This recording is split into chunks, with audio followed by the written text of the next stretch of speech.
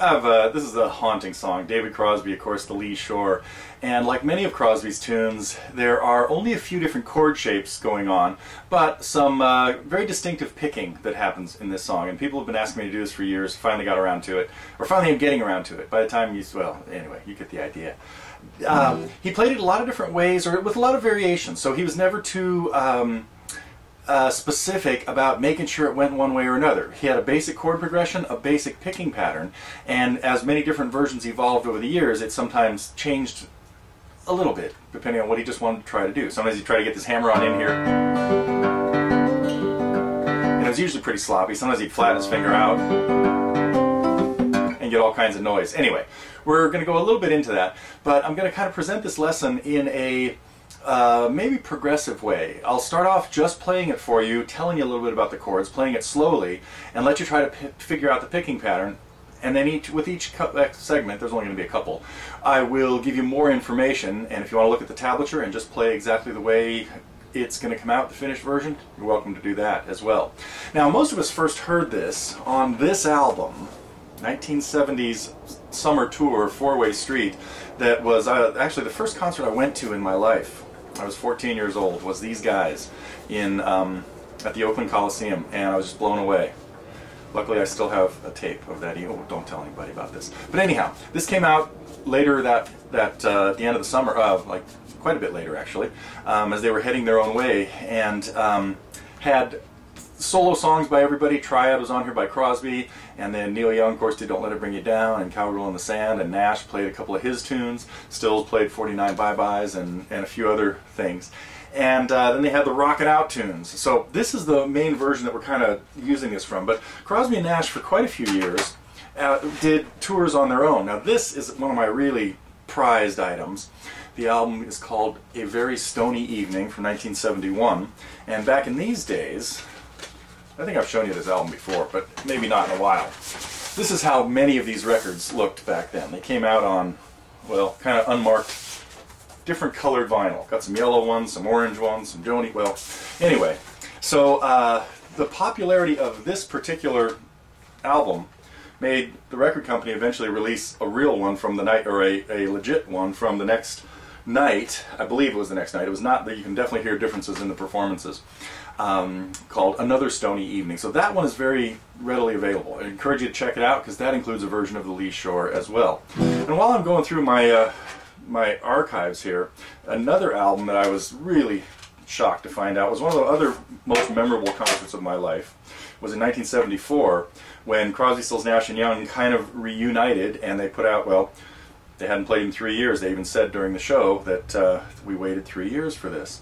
And the supporting acts at the time were the band, Joe Walsh and Jesse Colin Young. And this was in Oakland, at the Oakland Coliseum in, I believe, 1974. It says July 13th there, so you could easily check the calendar, but I'm pretty sure it was 74. I didn't bother to check. Anyway,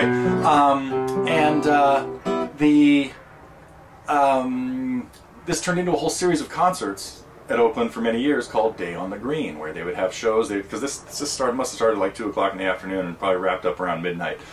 I don't remember. I was pretty tired by the time it was over.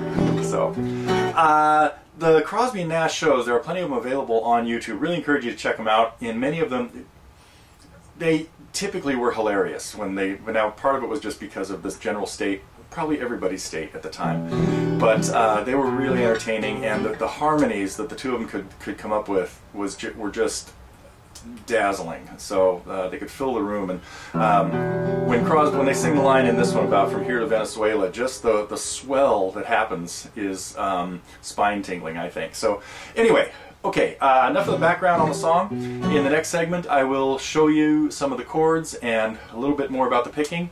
It's mostly a normal alternating bass picking, but there's one major twist on it. We'll talk about that, and you may have already figured out what it is. As I play through the next part, I guess I'll tell you this in the next part, but as I play through it, the idea when you're trying to figure out something that's going on in fingerpicking is to listen to the bass independently. See if you can separate the bass notes and hear when they happen and which notes they are, and then worry about the melody notes separately too. So you have to be able to listen to dissect it into 2 separate parts, and that's the key with figuring out anything that has a fingerpicking accompaniment involved. So Okay, enough about the background on the Lee Shore and my personal experience with it, and on to the lesson. Well, as a starting point for this, I'm going to play through each of the parts, although we'll talk about the intro separately. I'm going to get to that later, maybe. The pre-intro is what I'll really be talking about this stuff. What I want to get to is the chord progression of, again, only a couple of chords. So first I'm going to play through a verse. I'm going to start with an intro, or the interlude that happens between verses. And I'm going to play it kind of at real speed. So what we have and you can maybe between what you can see and what you can hear, might be able to pick up some of this. So the intro, what we have is basically two chords going back and forth, although on the four-way street version he only plays one chord, but then in between verses he starts changing.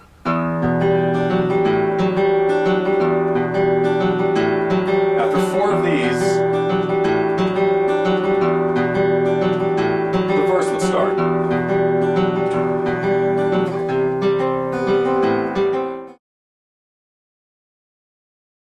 Hopefully you've got some clues about this, of what's going on with the picking. Crosby uses really just two fingers on the second and third strings, and then the thumb plays three different bass strings in the bass, depending on what chord he's playing. Sometimes it would only play two. But the key to the picking in this song is that it's this. In